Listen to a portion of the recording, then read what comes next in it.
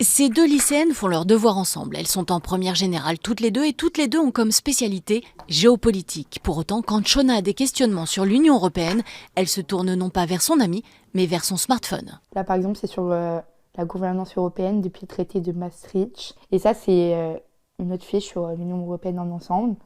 Et les fiches, elles sont bien parce que c'est homogène et... Propre et bref. Voilà. Salomé, elle, c'est la trigonométrie qu'elle souhaite approfondir. Ça va me permettre d'avoir accès à d'autres exercices que ceux que j'ai fait en cours et d'être sûre sur quoi je vais tomber.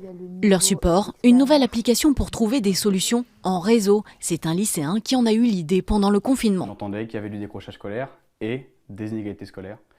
Et ça m'a un peu révolté parce que moi j'étais dans un cas où j'avais un suivi scolaire. Donc je me suis dit, comment on répond à ça? On va créer un site, on va rassembler la donnée, rassembler du contenu scolaire pour ceux qui n'en ont pas. Si d'autres applications d'entraide entre étudiants existent pour créer du lien social, ce premier réseau de partage scolaire permet de lui accéder à des fiches, des exposés ou encore des devoirs postés par les utilisateurs eux-mêmes.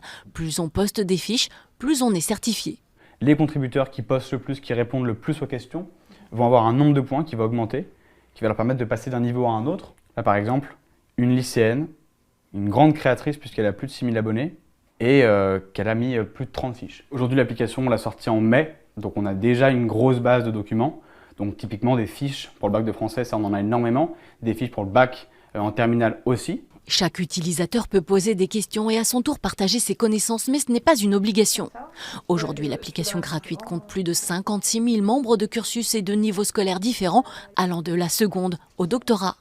Désormais épaulé d'une équipe de 5 personnes, le fondateur d'Extra Student veut aller encore plus loin, voir sa plateforme au cœur du système éducatif français.